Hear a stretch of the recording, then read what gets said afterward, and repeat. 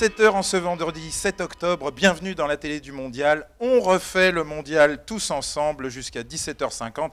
C'est l'émission un petit peu poil à gratter de la télé du Mondial. Notre sujet aujourd'hui, les Français aiment-ils toujours leur bagnole? Est-ce que vous aimez, chers internautes, toujours la bagnole? Est-ce que c'est un objet d'utilité simple ou est-ce que vous rêvez encore? Est-ce que vous rêvez à votre voiture? Et est-ce qu'en vous rasant le matin, vous songez à venir au Mondial pour acheter peut-être une nouvelle voiture ou pour rêver sur les stands? Eh bien, c'est la question que nous allons nous poser aujourd'hui, essayer d'apporter des éléments de réponse. Et pour en parler, notre invité, c'est Suzuki, incarné par son directeur pour la France, Stéphane Magnien. Bonjour Stéphane. Bonjour. Le Mondial est dur jusqu'à présent ou est-ce que c'est le rêve? C'est une forme de rêve puisqu'on est une équipe d'à peu près 50 personnes à accueillir les gens entre les hôtesses, etc. Donc c'est quasiment une petite PME. Ah oui, vous n'êtes pas tout tous seul les alors. jours, non. Et tous les jours qui se met en place et c'est comme une famille qui se crée et il y a une bonne ambiance sur notre stand. Nous en sommes très contents. Alors, à la télé du Mondial, nous, on aime les marques qui ne sont pas toujours mainstream, hein, voilà, celles qui ne sont pas toujours les plus mises en avant dans les médias. Donc, 3 fois bienvenue sur le plateau de On refait le Mondial. Avec notre Dream Team autour de vous, c'est pour peut-être vous asticoter un petit peu, hein, voilà, pour essayer de savoir si Suzuki véritablement fait aimer l'automobile avec Nicolas Briouze, journaliste émérite à Automoto. Bonsoir Emmanuel, bonsoir messieurs. Il paraît que vous n'avez jamais cassé une voiture en tant qu'essayeur. On n'est pas venu pour parler de ça, je pense. Excusez-moi. En face de vous, Ali Amami, lemobiliste.com. Bonjour Emmanuel. Un site internet dédié à toutes les nouvelles mobilités. Exactement, quel que soit le nombre de roues. Quel que soit le nombre de roues. Alors même la forme de mobilité, on voilà. peut même voler. Ouais. Même sans roues, voilà. C'est en tout cas lemobiliste.com. 1 an d'existence. Pratiquement, ouais. Et l'application mobile aussi. Et une application mobile, bien sûr. Et à côté de vous, Eric Bataille, bonjour, fondateur de DrivePad. Oui, bonsoir Emmanuel. DrivePad, c'est une sorte de couteau suisse en ligne dédié à l'entretien automobile. On peut le dire comme ça? Oui, c'est ça. C'est un site qui permet effectivement d'avoir son carnet d'entretien en ligne et également de demander des devis, donc de faire la première étape pour savoir combien coûte un entretien, quand il faut le faire, de trouver aussi au travers d'un annuaire des garages à côté de chez soi. Donc oui, effectivement, c'est un pense-pas-bête pour l'automobiliste. Un pense-pas-bête pour l'automobiliste qui ne regarde plus son carnet d'entretien aujourd'hui. Et demain, ça sera certainement encore pire. Donc il faut des outils comme le vôtre, comme DrivePad, qui est en ligne, et bien pratique effectivement pour générer des alertes. Je sais, je suis abonné. Très bien. Alors, nos confrères de l'Argus de l'automobile ont voulu s'intéresser au travail préparatoire que Suzuki a produit pour préparer son stand. Je vous propose de découvrir les secrets d'un sacré boulot pour faire rêver les automobilistes. Regardez.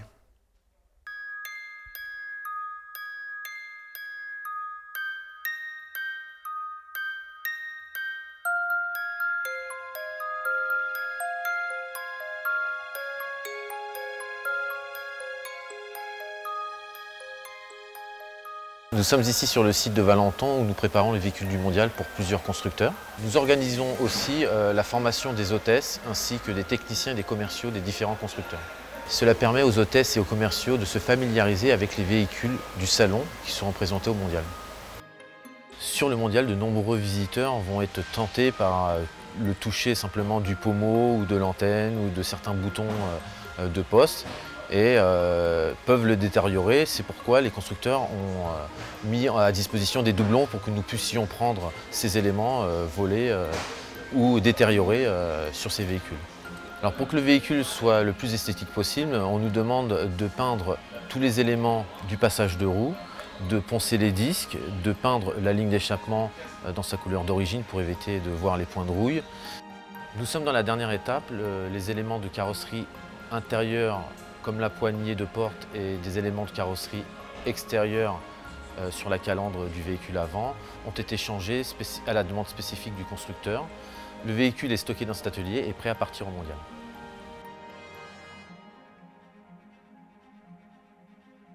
Les véhicules viennent d'arriver par camion fermé, on les récupère directement au niveau du camion pour les approcher du stand. On doit passer dans différentes allées qui sont relativement encombrées avec beaucoup de trafic, des Fenwick un peu partout, donc il faut faire super attention pour éviter d'abîmer les véhicules avant de les mettre en place sur le stand. Chaque véhicule a une position bien définie sur le stand qui nous est donnée par le constructeur, certaines sur des podiums qu'on va devoir monter avec des rampes spécifiques. Une fois la position validée, va alors venir faire la dernière on va dire, préparation finale du véhicule sur le stand, où on va faire l'esthétique finale des vides, de la carrosserie. Également au niveau des pneumatiques, on va appliquer un produit brillant sur les pneus pour qu'ils soient propres.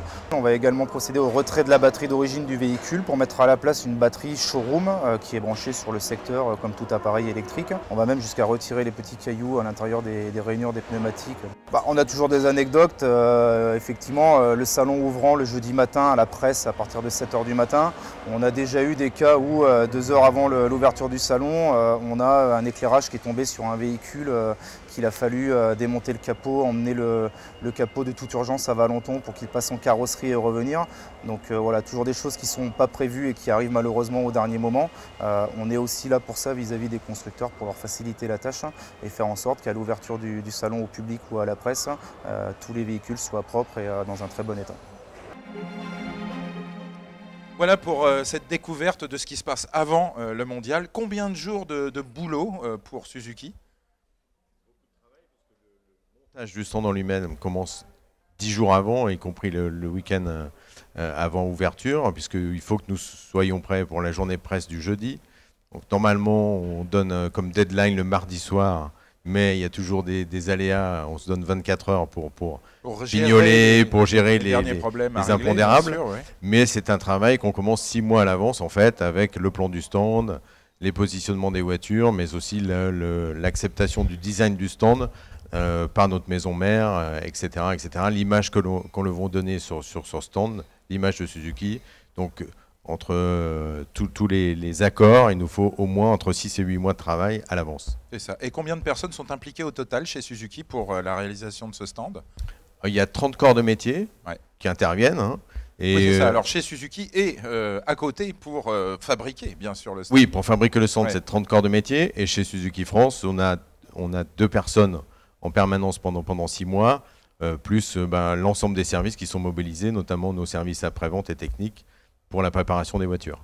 Alors maintenant, on s'intéresse à ce qui se passe aujourd'hui sur le mondial. On est allé visiter le stand Suzuki, bien sûr, pour vous rapporter des images et pour savoir si vous savez vous faire aimer du public. Quelle histoire est-ce que vous racontez sur le stand Suzuki ? Et puis surtout, on a posé une première question. Pourquoi un si grand stand alors que Suzuki est une si petite marque en France ? Regardez. C'est une grande histoire parce que Suzuki fait partie du top 10 des constructeurs mondiaux. Donc c'était important pour nous aussi de le rappeler et de faire voir notre histoire. Et on a un véhicule historique qui est présenté également sur le stand. Et puis c'est également un constructeur, et c'est assez unique sur le marché automobile, un constructeur automobile, de moto et un constructeur de moteurs marins. Et on a voulu également présenter ces 3 activités pour cette seule et unique entreprise Suzuki. Auto, moto, bateau. C'est pas le mondial de l'automobile pour vous ?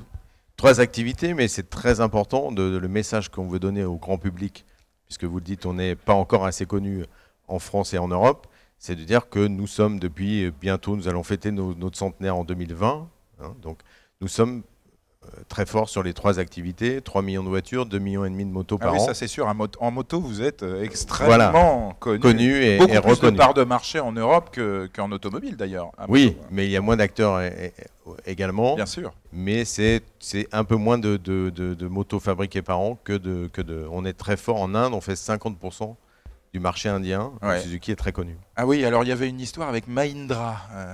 Maruti, c'est Suzuki Maruti. Pardon, voilà. Suzuki Maruti, effectivement, ma culture me fait défaut. Suzuki a racheté Maruti et donc nous sommes aujourd'hui un acteur, plus d'1 million de voitures vendues en Inde l'année dernière. Ouais. Et en France, précisément, vous avez un petit peu moins de 1%. 1%, on est autour des 1%. Autour des 1% du marché. Certaines années, vous le dépassez, d'autres années, vous êtes un petit peu en dessous. Hein. On est en train, on veut essayer de le dépasser, puisque notre record, c'est en 2007, avec plus de 30 000 voitures vendues en France.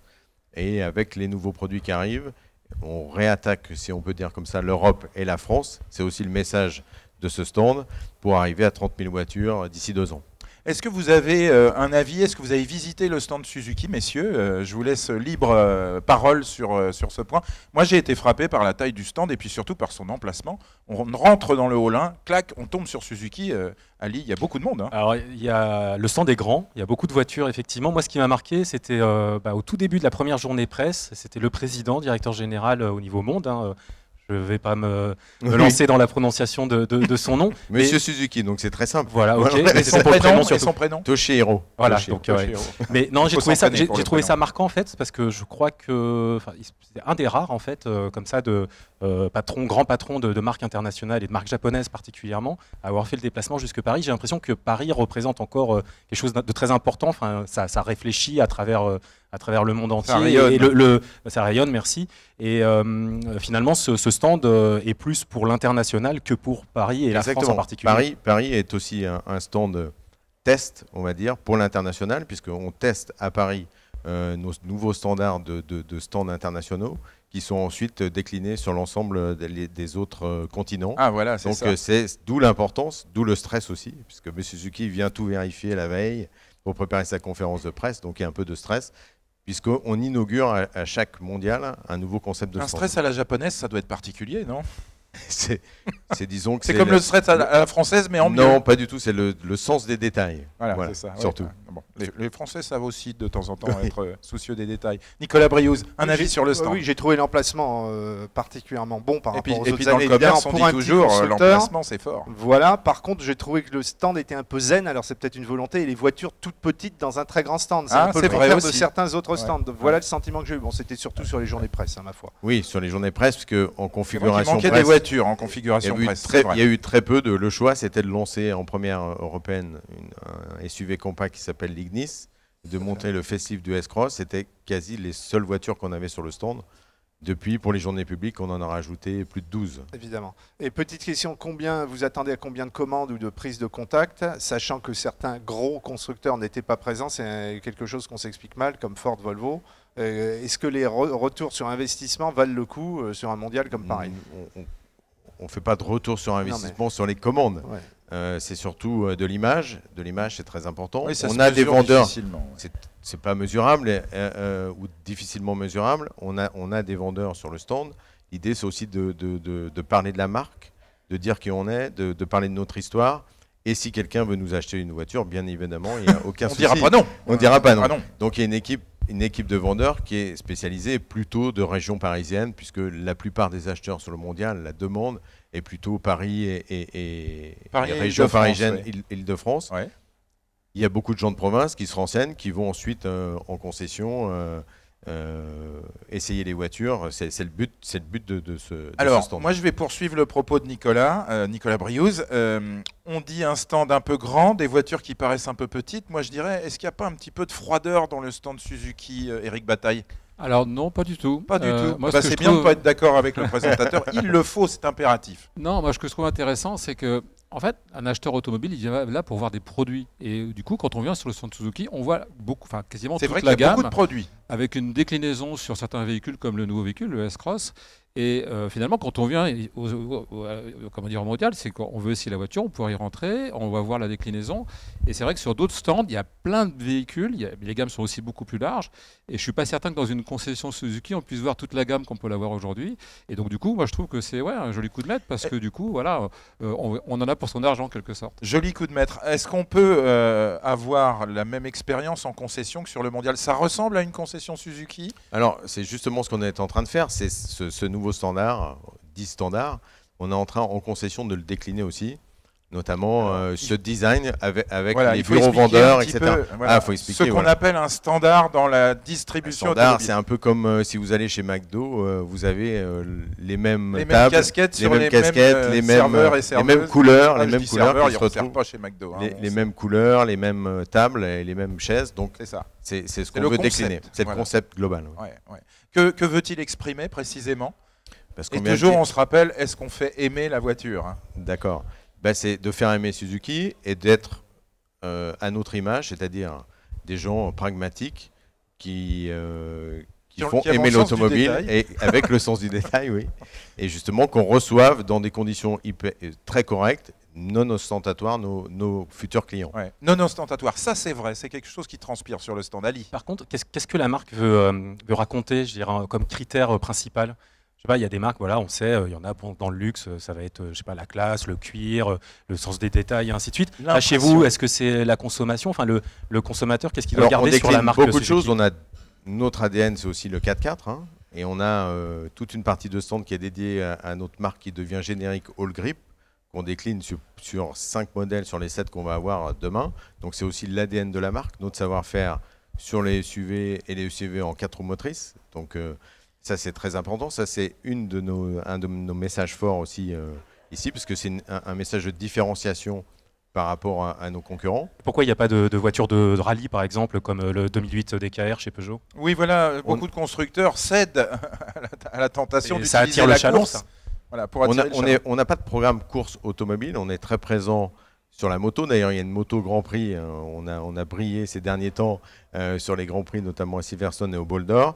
Donc, qui a beaucoup de succès. Oui, elle est à l'entrée du stand à gauche. Elle est quasiment couchée. Voilà, et on peut se prendre en photo comme si on c'est sympa, ça. Prenait un tournant à haute vitesse. Alors, avant d'arriver sur l'espace 4x4, etc., que l'on aura l'occasion de voir en vidéo, il y a un espace technologique chez Suzuki. Ça, c'est une nouveauté 2016. Alors, qu'est-ce que l'on y trouve? Regardez. Alors, il y a de l'injection directe, même de la double injection directe. Il y a également de l'hybride, de l'hybridation légère.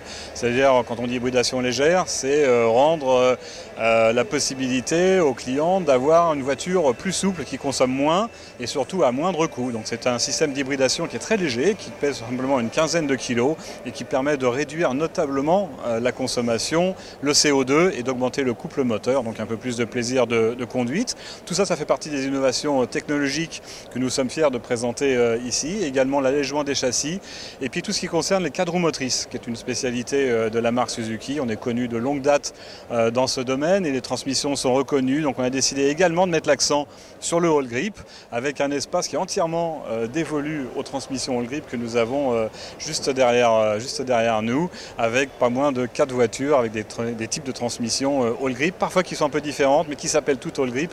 C'est le nouveau label qu'on a décidé de lancer à l'occasion du Mondial de Paris. Alors le All Grip, on va y venir, mais d'abord l'espace technologique. Donc il y a des motorisations qui sont présentées, des nouveaux systèmes, donc double injection directe. Nos tout nouveaux systèmes double injection directe en 1 litre 3 cylindres, en 4 litres, en 4 cylindres. Ah, ça y est. En 1 litre 2, 4 cylindres. Et puis notre nouveau système d'hybridation légère, qui est adopté sur le moteur 1 litre 2, qui est déjà sur notre nouveauté Baleno qu'on a lancé il y a 4 mois et qui va se décliner sur l'ensemble des lancements futurs dans les 6 mois à venir. Alors la question, Suzuki est à quelle place dans les constructeurs mondiaux? Alors, dans le top 10? Dans le top 10, on est 10e. Vous êtes 10e, donc dans le top 10, effectivement. Voilà. Mais gros constructeur Suzuki. Alors, on a un petit peu l'impression que les motorisations sont moins mises en avant. Alors cette année, vous avez fait un effort, effectivement. Mais on n'a pas une démonstration de force avec des véhicules électriques, avec de l'hydrogène, avec des voitures à eau, que sais-je encore. Est-ce que vous êtes en retard ou est-ce que vous êtes dans le match? On est dans le match et on travaille beaucoup là-dessus. Et de toute façon, pour rester dans la course depuis près d'1 siècle, il a fallu tout le temps être dans la course, rester dans la course. Rattraper quand on était en retard, bien entendu. Est-ce que c'est le cas aujourd'hui sur les motorisations? Est-ce que Suzuki est plutôt en retard ou on décline, les nouvelles motorisations sont plutôt en avance, et notamment l'hybridation est plutôt en avance, parce que c'est une hybridation dite légère, c'est tout à fait l'image de Suzuki en fait, quand je dis légère en termes de poids, mais légère en termes de prix également, et très pragmatique puisqu'elles permettent d'économiser 1,5 litre de consommation en moyenne. Donc c'est des solutions simples, pragmatiques, mais qui permettent à l'utilisateur d'avoir des vrais bénéfices. Réaction, messieurs. Nicolas Briouze. Pragmatisme, très bien, mais je trouve que la gamme Suzuki, par rapport à il y a une quinzaine d'années, est un peu trop sérieuse. Alors c'est bien d'être sérieux, de faire des produits simples qui répondent aux besoins. L'époque des premiers Vitara, l'époque des samouraïs, il y avait quand même plus de fantaisie. Vous avez été plus de fun et surtout vous avez été très bon avec le 4x4 SUV, avec le premier Vitara qui avait fait un carton bien avant la mode. Je trouve que là vous êtes un peu en retrait. Il y a une voiture qui pour moi sort du lot, c'est la Swift, que ce soit l'actuelle génération ou la précédente, qui vous a permis d'ailleurs, je crois, quand vous faisiez allusion tout à l'heure à vos records de vente en 2007, c'était l'époque Swift. Oui, c'est toujours l'époque Swift que j'affectionne beaucoup. C'est toujours la Swift qui est la voiture la plus vendue dans notre gamme. Hein. Elle est très connue en France, elle est très connue en Europe, mais en France particulièrement. On sort des véhicules rationnels comme la Celerio, effectivement. Une citadine pas chère, à 7 500 € avec super équipée. Mais également, on va maintenant décliner du design et un peu de fun, puisque c'est tout à fait ce qui est dans l'Ignis, ce qu'on a proposé l'Ignis, qui est ouvre, on prend des risques, quasi un nouveau segment, je ne sais pas si on peut parler comme ça, mais de SUV hyper compact 3,70 m, qui est sur le stand, et qui est très différent de tout ce que font les autres. Et on espère que, en tout cas, les premières réactions du public sont très intéressantes et très bonnes. Alors attention, on en parlera tout à l'heure, mais sur cette idée de manque de fun aujourd'hui, est-ce que vous êtes d'accord, messieurs, Éric Bataille et puis Ali Amami? Tout dépend en fait comment on se positionne par rapport aux consommateurs. Il y a des consommateurs aujourd'hui qui achètent des voitures simples, pas chères, parce qu'il y a un problème de budget. Par exemple, on pourrait dire de Dacia que ça manque de fun. Voilà, j'allais citer, or, ça fait 10% du marché des particuliers. Et moi, ce que je constate sur ce mondial, justement, c'est que l'accent il est quand même mis beaucoup sur la technologie, le data, la voiture électrique. Mais ça concerne qui aujourd'hui? On nous en jette des wagons. Ça concerne qui aujourd'hui? Donc le côté pragmatique, je trouve que, vous l'avez bien dit, aujourd'hui les Français, ils veulent quelque chose qui roule, qui soit fonctionnel, qui soit reconnu. De toute façon, on ne peut plus rouler vite, on ne peut plus rentrer dans certaines villes. Donc à un moment donné, il faut avoir quelque chose qui fonctionne bien. Donc je pense que ça va être un positionnement effectivement que vous avez pris, un parti pris, et qui est ce qui est, mais qui répond certainement à une demande aujourd'hui. Allié au nom des nouvelles mobilités. Non, je suis juste sur l'Ignis, je la trouve un petit peu trop carrée, personnellement. Peut-être que je rejoins un peu le côté sérieux dont parlait Nicolas. Après, sur les nouvelles mobilités en règle générale, non, je n'ai pas grand-chose à dire. J'ai remarqué qu'il n'y avait pas de casque VR ou vous êtes passé à côté, vous, parce que ça, de la réalité virtuelle. Ouais, si, même vous. Ah bon, alors, voilà. Si, donc, à droite de notre stand, on a la réalité virtuelle. Parce que le stand mais c'est la moto qui n'avait pas. Non, c'est la moto qui le cache. Non, c'est de l'autre, vers notre boutique. Ah bah oui, mais c'est la moto qui attire tout le monde. Voilà. Exactement. Bon, voilà. Désolé, alors, mauvais point. Quant au moteur de bateau, on ne sait pas vraiment ce qu'il fait là. C'est un produit d'image, c'était pour plaire à Monsieur Suzuki, ça. C'est pour montrer tout le savoir-faire de Vous auriez Suzuki, pu mettre un bateau comme sur le stand Fiat. Oui, c'est compliqué de mettre un bateau, puisqu'il faut... Le stand Fiat a une série spéciale Riva, on n'a pas de série spéciale Beneteau, donc pour l'instant, voilà, c'était un peu compliqué. Et puis alors, on a croisé sur le stand Suzuki un vieux pote et on a discuté un peu ensemble. Regardez. Zéro. On se trouve devant cet increvable petit Jimny lancé depuis 98. Il n'a pas pris une ride et la nouveauté, c'est qu'il n'y a pas de nouveauté justement dessus. Et ça, c'est fort.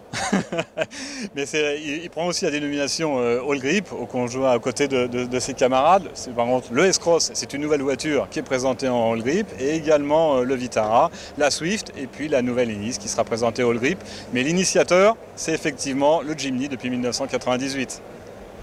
Ok. Alors le 0, c'est parce qu'on dit 5, 4, 3, 2, 1, 0 quand on lance une vidéo. Et à la fin, on dit OK, apparemment. Et à la fin, on dit OK.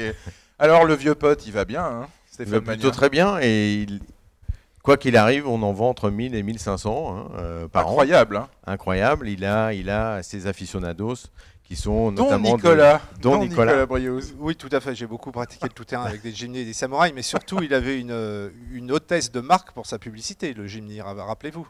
Oui, c'est vrai. Il a été lancé en 98 ici au Mondial par Carla Bruni, effectivement. Carla Bruni. C'est notre égérie. Ah oui, en alors 98. effectivement, la deuxième partie de son nom, on l'avait un peu écorché du coup à la fin. On l'appelait Carla Bruni Suzuki. Bon. Est-ce que ça vous a fait du tort ou du bien? Vous n'étiez pas là pour en parler aujourd'hui? J'étais pas là, mais on en parle toujours chez nous, bien sûr. Et ça avait aidé beaucoup le démarrage et la publicité à l'époque autour. Apparemment, Ford, ils s'en sont pas pleins. C'était un mannequin très connu à l'époque. On ne connaissait pas quelle serait l'histoire après. Du Jimny, bien sûr. Du Jimny, bien sûr. Voilà. En tout cas, le Jimny, il est absolument increvable. C'est un vrai 4x4 franchisseur. Il est pas cher. Il plaît aux femmes, il plaît aux hommes, il plaît à tout le monde. Il est universel. Il est universel, et c'est surtout les gens qui ont un réel besoin de faire du 4x4 qui l'achètent. Alors ça peut être, c'est souvent une troisième voiture d'ailleurs, on le dit, de la famille, qu'on laisse à la campagne pour aller à la chasse ou pour aller dans les bois ou pour se balader tout simplement. Bon, ça c'est pas moi, hein, mais bon. voilà, ça fait partie. C'est les Français qui ont un peu de moyens qui achètent un Jimny du coup. Oui, souvent. Ah, souvent, d'accord. Intéressant.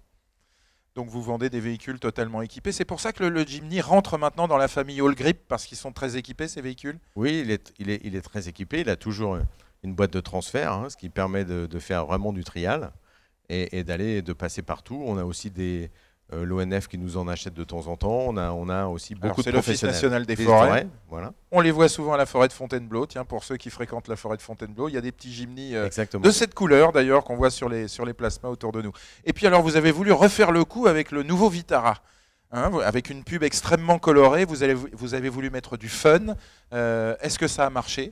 Oui, puisque c'est la deuxième vente, c'est 30% de nos ventes aujourd'hui. On est même ce qu'on appelle dans le jargon en backorder. Il nous manque à peu près 1500 voitures en production et c'est un succès européen. Alors le backorder, c'est quand on n'arrive pas à suivre on a beaucoup de commandes et qu'on n'arrive pas à fabriquer. D'accord, mais vous allez quand même satisfaire les clients. On rassure les internautes qui en ont commandé. Ça arrive. L'usine de Hongrie monte en cadence exprès et va ouvrir une deuxième ligne sur Vitara au vu de son succès en Europe et dans le monde entier. D'accord. Et en France, même succès que partout en Europe. Exact. Oui, c'est 30% de nos ventes. On va faire sur 20 000 voitures cette année en France, 21 000, près de 7 000 Vitara. Il y a quelque chose d'intéressant à souligner, c'est qu'aujourd'hui, c'est la grande mode des SUV, quoi, finalement. Alors que chez vous, non. On fait du 4x4. C'est du 4x4, on le dit SUV. On ne travestit pas, finalement, l'ADN de la marque. L'ADN de la marque, c'est d'ailleurs, la plupart des SUV sont vendus en 2 roues motrices, et nous, on vend 60% de nos SUV avec ce système all grip. Donc on vient vraiment pour nous, donc 4 roues motrices. Ouais. Dans la gamme, d'autres produits en 4 roues motrices? Oui, Vitara, Swift, dont on parlait. Swift existe en 4 roues motrices. S-Cross, décliné en 4 roues motrices. Ouais. Et Jimny, et la future Ignis qui arrive aussi en 4 roues motrices. Alors évidemment, on ne va pas se quitter sans parler de la star dans toute sa splendeur. Le stand s'est illuminé face à nos caméras. Regardez. Oui, la star, effectivement, puisque la voiture est présentée en avant-première européenne. Elle ne sera commercialisée qu'au mois de janvier de l'année prochaine.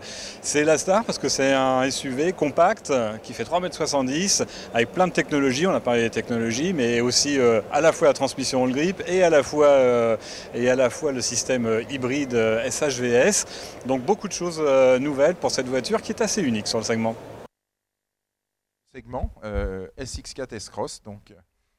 Oui, l'Ignis est assez unique parce qu'en positionnement et quand on fait des études, vous savez, pour placer les prix, pour s'occuper des options, etc. Qu'est-ce qu'on commande? En fait, on aimerait comprendre à quoi on la compare. C'est très compliqué parce que. En quoi est-elle unique? Il faut répondre à cette question tout simplement. En quoi elle est unique? C'est une citadine typée SUV, donc 3,70 m, hyper compacte et qui permet d'aller hors des sentiers battus. Alors. Une concurrence sur le 4x4, c'est un peu la Fiat Panda, qui est aussi une sorte de légende dans le monde du 4x4, mais également le SUV, le positionnement de conduite assez haute, etc., est très bien pour la ville, surtout qu'elle sera déclinée avec une motorisation aussi hybride. Les dimensions du véhicule? 3,70 m. 3,70 m, voilà, on se rend bien compte, effectivement, ultra compact. Ultra compact, avec une banquette arrière coulissante, etc., pour agrandir le coffre au gré des besoins. Beaucoup de choses qui, sur une citadine, sont très importantes. Nicolas. C'est un crossover, si je comprends bien. C'est le seul, enfin plus ou moins crossover, c'est le seul de son segment à recevoir une hybridation ou pas, à ma connaissance? Je pense que oui. Aujourd'hui, au mois de janvier, à moins que les concurrents arrivent d'ici là, mais ça sera la seule, oui. Toujours copié, jamais égalé. Quelle est la différence entre un SUV et un crossover, Nicolas? Non, il n'y a plus de. Il y a plus tellement de différence. Véhicules. Crossover, c'est à la croisée des chemins entre break, entre 4x4, entre SUV. Bon, il y a plus. C'est un pot pourri maintenant. Parce donc que ça pour devient moi, très difficile. Il y a plus. Et puis le client s'en fout complètement de savoir. Le client, voilà, c'est des terminologies de journalistes, ça finalement. Mais pour moi, c'est très typé 4x4 finalement. Enfin, on reste dans l'ADN de la marque. Quand Exactement. On a voulu laisser notre même ADN. Si on a une belle peinture rutilante, on n'a pas des protections de caisse, etc. Exactement, donc elle va plaire à la ville, comme le Jimny en son temps, à la ville et à la campagne. Et c'est en cela qu'on va le définir un peu comme un crossover, quoi, voilà, pour essayer de raccrocher les wagons. Ali, est-ce que ce véhicule vous plaît? Est-ce que Suzuki sait faire aimer sa marque avec un véhicule comme ça? Il a des petits airs de Mercedes, un peu, je trouve, de Mercedes ML, ouais, non, plutôt bien dessiné. Moi, alors tout petit. La question, c'est au niveau de, vous parliez de technologie, en termes de connectivité et ainsi de suite, ça c'est aujourd'hui prépondérant et primordial, même pour n'importe quel constructeur qui lance un modèle un peu, là on est quand même sur le haut du segment, j'ai l'impression.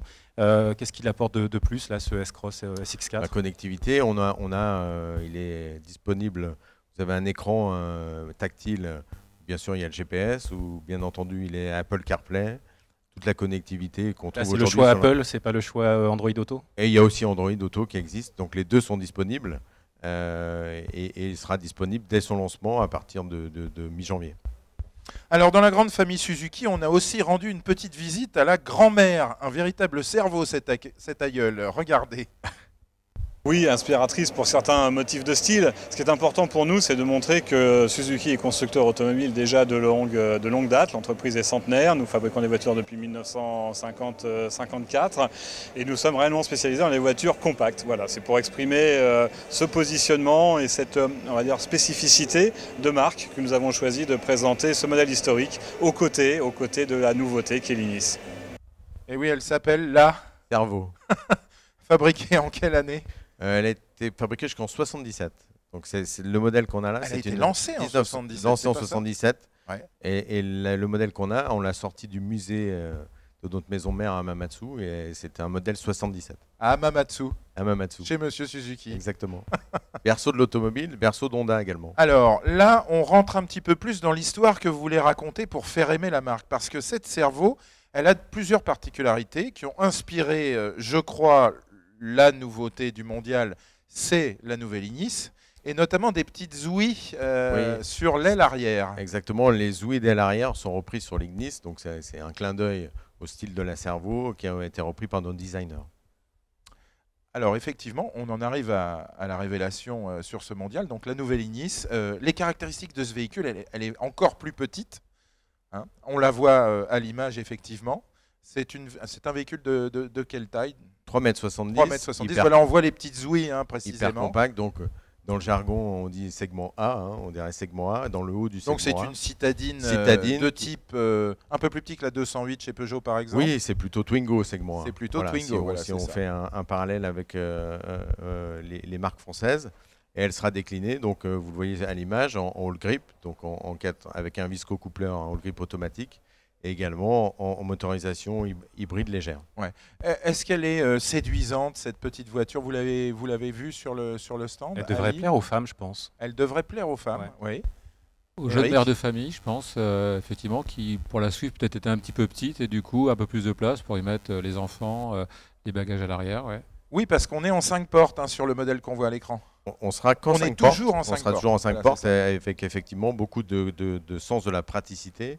Il a une habilité assez record, mais c'est notre savoir-faire également. Et puis une banquette coulissante qui permet, au gré des besoins, d'agrandir le coffre ou de mettre les enfants en position plus confort. Nicolas. L'ancienne Swift, précédente génération, était l'une des rares petites voitures, 5 portes, 5 places. Exactement. Très rare sur le segment, croyez-moi. C'est ça. Et la nouvelle refait le coup. Hein. L'Inis refait le coup. Elle sera en 5 places et en 4 places en version coulissante. Y a-t-il d'autres éléments qui ont été repris à l'histoire de la marque, notamment avec cette fameuse petite Cerveau lancée en... Oui, hormis les clins d'œil esthétiques. On a la taille du véhicule, on a la ligne de fuite arrière. La ligne de fuite arrière, ouais. on a également le pare-brise avant type SUV. Hein. Et on a la position. Alors ça veut dire quoi un pare-brise type SUV? Assez large. Assez large, oui. Assez large avec beaucoup de. Renforcé. Si on peut dire renforcé, mais bien sûr elle reprend et puis les dernières technologies mises en avant. Mises en avant. Sur un segment de ce type, c'est très rare, comme le disait notre ami. Ouais. Combien est-ce qu'il faut dépenser pour acheter une Ignis pour acheter, pas tout de suite, parce que je crois que le lancement, c'est pas pour demain matin. Les prix catalogues ne sont pas encore tout à fait déterminés. Les modèles qu'on a là sont des modèles haut de gamme. Ils seront très proches de ceux qu'on aura en version dite marché français. D'accord. Il faut compter tout équipé, ça sera aux alentours de 15 000 €. Au TTC, voilà, tout équipé, 15 000 €. Oui, c'est un prix qui paraît à peu près dans son marché. L'avis du professionnel, Nicolas? Oui, tout à fait. Enfin, moi, j'attends de conduire. Hein, c'est toujours la même chose. Nicolas je suis très pragmatique. J'attends de prendre le volant. À la japonaise, pragmatique, effectivement. Bon, et on essaiera tous ce véhicule. En tout cas, venez le voir sur le mondial automobile. Il y a une chose qu'on peut regretter, c'est qu'on ne peut pas essayer les véhicules Suzuki sur une piste autour du mondial. A priori, j'ai pas vu. Hein. Non, c'est compliqué. On l'a fait dans les années passées et c'est assez compliqué au vu du trafic autour du mondial. En revanche, on laisse ouvert le week-end compris nos 3 points de vente autour dans Paris intramuros, et notamment dans le 15e. Et vous renvoyez donc les visiteurs qui souhaitent essayer avec des prises de rendez-vous plus calmement le week-end ou la semaine. D'accord. Alors, est-ce que si on fait un point global sur le stand Suzuki, sur ce que nous dit Stéphane Magnin, est-ce qu'on peut juger que Suzuki sait faire aimer la bagnole? Eric? Oui, enfin, moi je pense que, encore une fois, il y a ce côté pratique. dans l'air du temps. Et l'air du temps, c'est pas uniquement la technologie ou l'électrique, c'est au contraire le quotidien des Français, avec des besoins très clairs de praticité, d'économie, pouvoir se garer. C'est bien compliqué pour les villes pour la voiture, donc je trouve qu'il y a un vrai créneau, enfin j'ai l'impression. Oui, c'est ça, le positionnement est clair, le message il est dit. D'ailleurs, y a-t-il un slogan? Way of life, ça veut dire beaucoup de choses en international, mais, ouais, voilà. mais bon. C'est une façon de vivre, exactement. Une manière de vivre, ouais, d'accord. Que décrit bien Eric. Et envie aussi du coup de redécouvrir le Vitara, le vrai 4x4 en fait, parce que peut-être que certains ont oublié que c'est effectivement l'ADN de Suzuki au départ, et donc du coup de revenir sur des 4x4, puisqu'aujourd'hui on peut parler de 4x4 alors qu'avant quand on parlait de 4x4 on était un gros pollueur, donc je pense que ça change un peu aussi. Oui, chez Suzuki on a des petits 4x4 pas pollueurs justement. Exactement, voilà. Aucune n'est soumise au malus. Alors, et CO2 très bas. On rejoint les propos de Nicolas tout à l'heure. Hein. Vous avez commencé en disant l'ADN de la marque, effectivement. Oui, c'était le Vitara notamment autrefois. Mais moi, je maintiens que ça manque quand même un peu de, je sais pas, de fantaisie, de sex appeal. Voilà. Alors effectivement, ça répond à des besoins. Je suis tout à fait d'accord. Et ça rejoint un peu Dacia. Mais dans la bagnole, il faut de l'envie aussi. Je trouve que c'est pas très sexy. Voilà, ça manque un peu de sex appeal actuellement, hormis la Swift, ce que je continue. Est-ce que les études, voilà, ça c'est mon point de vue. Ouais. Mais bien sûr, il faut l'avoir. Est-ce que les études clients le disent aussi? Alors exactement, la Swift. D'ailleurs, c'est notre slogan Sexy Swift. Hein, c'est nos slogans, plaît beaucoup. Donc le design Swift et les designers sont en train de travailler pour nous faire des voitures encore plus fun et encore plus design. Vous n'allez pas nous faire de révélations? Vous n'allez pas nous faire de révélations sur des présentations futures? Présentations futures, l'horizon, je pense que les 20 ans du Jimny, il y aura un tout nouveau Jimny. Voilà. Waouh! 2018. Je peux me permettre une petite question? Ali. Est-ce que vous allez rester fondamentalement thermique? Là, il y a un petit peu d'hybridation, mais c'est de la micro-hybridation. Est-ce qu'il y a une petite Swift électrique, par exemple, qui doit arriver? On travaille beaucoup sur l'électrique, on travaille sur un certain nombre de projets. De toute manière, pour rejoindre les euros, pour rejoindre les éléments en 2020 en Europe, hein, en rejet de CO2, il faut absolument qu'on ait plus d'hybride, plus d'électrique. Donc on travaille beaucoup là-dessus. Bien sûr. On ne parle pas beaucoup de ça, mais on y travaille beaucoup. Alors, est-ce que les Français aiment leur bagnole? Ça, c'est la question, c'est le sujet du jour. Donc, on a vu que Suzuki répond d'une manière tout à fait pragmatique. On a bien dit, effectivement, si on veut faire une synthèse, qu'il y a un message clair, mais il manque un petit peu ce sex appeal que la Swift est la seule à porter finalement, avec tout le succès qu'on a vu. Hein, effectivement, 2007, 2008 et jusqu'à 2010, Suzuki avait des scores incroyables avec la Swift. Elle est toujours d'ailleurs aimée, même en occasion. Les gens recherchent les Swift, d'ailleurs les Swift Essence en occasion. Alors, là aussi, c'est dû à notre pragmatisme sur le marché français. On ne fait pas de vente dite tactique. Donc on n'immatricule pas des voitures pour immatriculer des voitures. Ah oui, ça c'est vrai, vous êtes des bons élèves. Hein, on est 75%, je crois qu'avec Dacia, on est parmi ceux qui vendront le plus à particulier. Oui, mais en même temps, vous n'en auriez pas assez pour en vendre à des coquins. Mais on fait. Donc c'est ce qui tient le marché du VO, puisqu'il y a peu d'offres VO. Et effectivement, l'ensemble de notre gamme, mais notamment la Swift, se vend très bien en véhicule d'occasion. Suzuki ange plutôt que démon. Et justement, la bagnole est-elle une vilaine sorcière ou bien est-elle bien aimée? Eh bien, je vous livre les résultats d'une enquête réalisée par l'Observatoire CTLM de l'automobile pour 2016, hein, parce qu'elle est nommée 2017, mais c'est faux, hein, évidemment, on n'y est pas encore. Pour 90% d'entre vous, les automobilistes, puisque cette étude est menée dans 15 pays et que j'en ai extrait les résultats pour la France, 90% d'entre vous avaient une bonne image de la voiture. Et si on rentre un petit peu dans les détails, la France exactement est à 89% d'opinion positive. Aux États-Unis, c'est 83%. Et la voiture reste donc populaire en France malgré une image écornée dans le débat public, c'est-à-dire, messieurs, qu'on a effectivement peut-être une atmosphère autophobe, mais les Français, eux, sont attachés à leur automobile. Eric? Alors, tout à fait, ils sont attachés à l'automobile, ils en ont besoin. C'est nécessaire pour eux au quotidien pour aller travailler. Cela dit, il y a aussi un chiffre, hein, c'est que la démotorisation des ménages, elle est là. On est passé en dessous des 82% de taux de détention d'un foyer. Alors je voudrais qu'on traduise parce que le taux de détention c'est un peu compliqué. C'est le nombre de foyers qui détiennent au moins un véhicule, une voiture. Donc 82 foyers sur 100 détiennent au moins une automobile. Voilà. Avant, que 18 foyers sur 100 n'en détiennent pas. Voilà, on imagine qu'ils sont beaucoup situés dans les grandes villes. Dans les grandes villes. Alors, on va pas citer de nom de ville, mais on voit aujourd'hui effectivement qu'on va mettre des barrières à l'entrée des villes. Pour certains véhicules aujourd'hui, les diesels. Demain, peut-être tous les véhicules. Et je pense qu'aujourd'hui, il y a effectivement une lutte entre... L'industrie automobile a toujours fait énormément de progrès, a amélioré les choses et extrêmement en avant justement sur pas mal de choses, y compris d'ailleurs sur tout ce qui est sécurité.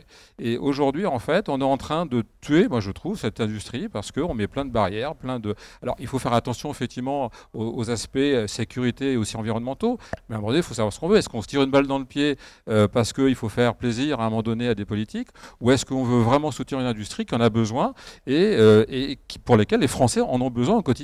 Ça, c'est une vraie question, c'est un vrai débat. Espérons que le Mondial de Paris ne devienne pas le seul endroit où on puisse voir des voitures à l'avenir. Nicolas, est-ce que vous êtes d'accord sur cette dichotomie, cette différence entre un climat un peu autophobe et l'amour des Français pour la voiture? Alors globalement, c'est une tradition française d'aimer la bagnole, mais je vois les jeunes générations, croyez-moi, j'ai des jeunes fils à l'école, c'est hyper mal vu d'aimer les voitures. Bon d'ailleurs, ils s'en foutent complètement maintenant. Pourtant, il y a les jeux vidéo. Mais non, je vous promets que les instits et tout, il y en a beaucoup qui décrivent énormément l'automobile. D'accord. Je pense que les futures générations, je ne sais pas qui sont les interviewés de l'enquête du CTM, mais à mon avis, ce sont des adultes, hein, pas des jeunes. À part quelques exceptions, je trouve que les jeunes se désintéressent de plus en plus de la voiture et on fait tout pour qu'on s'en désintéresse. C'est quand même de plus en plus coûteux à entretenir, à faire fonctionner. Il y a une démotorisation et les gens sont moins attachés à la propriété de la voiture. Regarde, il y a de plus en plus de LOA, il y a de plus en plus de locations, il y a de plus en plus de partage, d'autopartage. Donc je pense qu'à l'avenir, et puis il y aura la voiture autonome. Donc là, en fait, là on discute, mais on refait cette émission dans 15 ans. À mon avis, on n'aura plus du tout le même point de vue. Alors, je vous réponds sur la méthodologie. Plus de 8500 possesseurs d'automobiles ont été interrogés online avec la méthode des quotas. La méthode des quotas, ça veut dire qu'on a des catégories socio-professionnelles et on a des catégories d'âge. Possesseurs d'automobiles, oui. Pas des non-possesseurs. Ah, je ne sais pas. Est-ce qu'on possesseurs d'automobiles, voilà, donc pas des... Allez faire une sortie, la même enquête à la sortie d'une école, vous allez être étonné à mon avis des résultats. Je pense que la future génération va se désintéresser de plus en plus d'automobiles. Ah oui, mais alors ça c'est déprimant.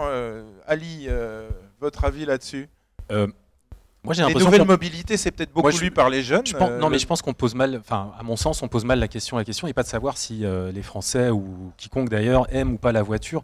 Je pense que les gens restent attachés à la liberté qu'offre. Ça sert. À la liberté qu'offre la voiture. Il y aura d'autres alternatives. Par exemple, justement, les 4x4 là, de Suzuki, je raccroche à Suzuki, mais c'est ce sentiment de liberté, c'est cette idée de pouvoir prendre n'importe quel chemin.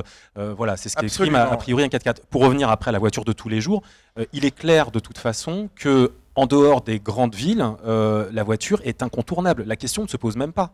On a besoin de voitures, que ce soit à Guéret dans la Creuse, je sais pas, dans le Perche en Normandie, et même en petite ou grande couronne. En grande couronne, c'est certain. En petite, ça commence déjà parce que passé 8 heures, il n'y a plus de bus, il n'y a plus de train, il y a des métros, mais ils n'arrivent pas jusqu'à la ville où on réside.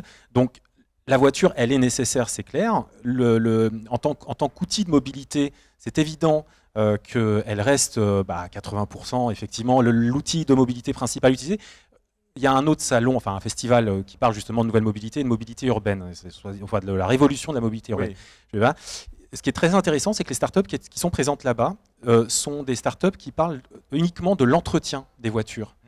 Donc l'idée, c'est quoi? C'est j'ai une voiture, comment je fais pour mieux la connaître, pour mieux la contrôler?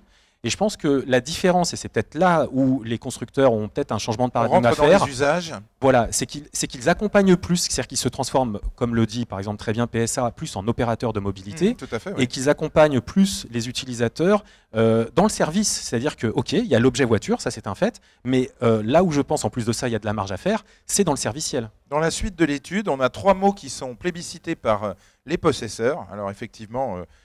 vous avez raison, Nicolas, il n'y a pas de non-possesseur, mais les possesseurs disent 3 mots. Liberté, oui. Utilité et efficacité quasiment à parts égales, finalement. Donc on est bien exactement dans ce que vous décrivez, Ali. L'automobile est facteur de liberté, vecteur de liberté, mais elle est utile parce qu'on en a besoin et que c'est le moyen de transport le plus efficace finalement pour aller d'un point A à un point B. Et je me permettrais de rajouter sur la dimension de rêve. Moi j'ai été très, très surpris franchement, et très sincèrement, quand on a fait pas mal de Facebook Live sur notre page Facebook donc, du Mobiliste pour la première et la deuxième journée presse, pendant les journées presse, et on a eu des réactions enchantées. enchanté de plein, je dirais, de profils différents, et aussi bien des jeunes que des vieux, mais aussi bien des garçons que des filles, aussi bien des hommes que des femmes. Donc ça fait aussi rêver les femmes. Éric Bataille, la voiture, on a la nécessité de l'entretenir, mais ça fait partie aussi de la façon de l'aimer, finalement, de la faire durer.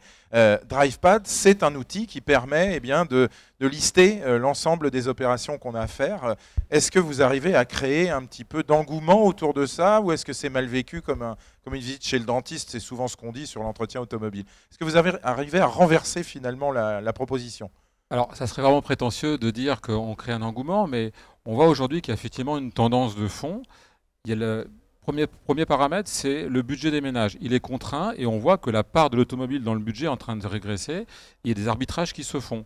Il y a plus de TVA, il y a plus d'impôts. Enfin, quand on voit l'évolution de la TVA, l'impact de la TVA et les taxes sur les voitures, c'est énorme. Là, je sortais encore des chiffres pour le... Alors, je suis désolé, hein, mais c'est pour le budget 2017 ce qui va nous arriver. Ça y est, le malus va être à partir de 127 grammes. On annonce plus 25% sur les PV l'année prochaine.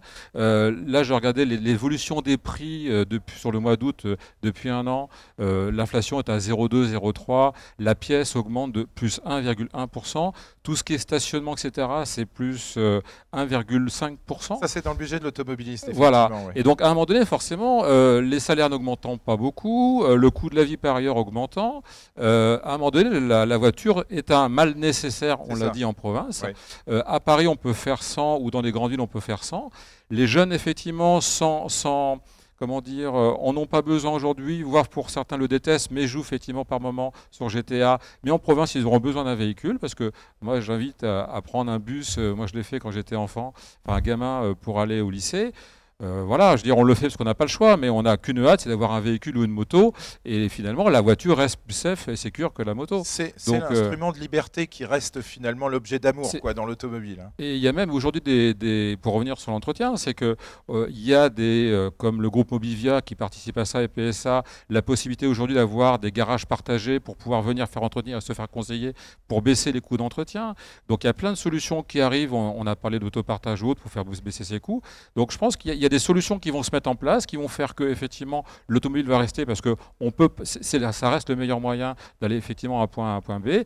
Mais effectivement, on le voit, il y a de nouvelles mobilités avec Blablacar, avec les VTC qui arrivent, et puis il y a certainement des choses qui seront là demain qui n'existent pas aujourd'hui. Mais je voudrais pour conclure effectivement, qu'on refocalise, ou plutôt qu'on prenne de l'altitude par rapport à ce qu'on voit au mondial. Parce qu'on disait quelque chose d'intéressant au début, et puis jusqu'à présent, on a tous dit des choses intéressantes, mais particulièrement au début, on a dit que c'était pour qui finalement toutes ces technologies qu'on présentait au mondial, cette déferlante d'innovation à tous les étages. Bon,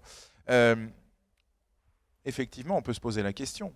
Est-ce que c'est pour refaire aimer une automobile qui, par ailleurs, n'est considérée que comme instrument d'utilité, ou est-ce qu'on peut mettre de la passion avec la technologie? Ali? En fait, il suffit de poser la question à l'envers. Est-ce que les voitures aiment les Français? C'est pas bête. Non, mais je ne sais pas si on peut répondre. Non, peut-être pas, mais outre la pirouette, ce que ça veut dire que est-ce qu'on se pose la question quand on conçoit une voiture, quand les constructeurs, quand les designers, les ingénieurs, ainsi de suite, conçoivent les voitures qui sont là sur le mondial cette année, elles ont été conçues et pensées, j'imagine, il y a 3-5 ans, si ce n'est plus. Bah, à ce moment-là, est-ce qu'on savait déjà dans quel type de monde on serait? Est-ce qu'on savait que, par exemple, en France, en 2015, même 2015, pardon, 29% des déplacements sont multimodaux, c'est-à-dire que et c'est plus 8 points par rapport à 2014. Ce qui veut dire que maintenant, donc, un déplacement sur 3 se fait en voiture, certes, mais aussi avec le bus, aussi à pied, aussi à vélo. Et donc ça, peut-être que le constructeur automobile, je dis c'est en général. Hein, non, mais et on va laisser le mot de la fin à Stéphane Magnien, parce si qu'on c'est est le mot de la fin. Effectivement. Mais je crois qu'il ne faut pas opposer la voiture à tous les autres modes de transport. Et effectivement, on voit des modes de consommation du transport qui sont très différents. Les jeunes, par exemple avec Blablacar, qui est le stop moderne finalement, fonctionne très bien. Donc on voit que c'est un instrument de liberté. Qui est exposant d'ailleurs à cette édition du mondial. La voiture reste un instrument de grande liberté. Elle est toujours aimée. Et pour la petite anecdote, on dit que les femmes n'aiment pas l'automobile, mais on a une série spéciale avec le magazine Biba. On a fait un concours pour faire gagner des places. Et on a eu plus de 7500 joueuses ou joueurs, mais plutôt joueuses, et on a fait gagner une 30aine de places. On les a reçues hier soir. Donc aussi les femmes aiment l'automobile, elles les aiment différemment. Et je crois qu'effectivement, il ne faut pas opposer l'ensemble des... L'évolution, on la prend en compte, cette évolution. Il y a beaucoup moins de kilométrage pour revenir à l'après-vente par an, parce qu'on se déplace différemment, on prend des TGV, on fait peut-être moins de kilomètres, mais on va les faire dans de bonnes conditions, connectés, en confort, avec peu de consommation pour respecter l'écologie. Et c'est ce qu'on essaie de développer au quotidien. C'était On refait le mondial, vendredi 7 octobre. Ce soir, c'est nocturne jusqu'à 22h. Merci à vous, Stéphane Magnien, Merci Suzuki, beaucoup. Nicolas Briouz, Automoto, le journal, pas l'émission de télé, bien sûr. Ali Amami, lemobiliste.com. Merci Emmanuel. Eric Bataille, DrivePad. Bye bye. À demain matin, 9h30 dans Good Morning Mondial.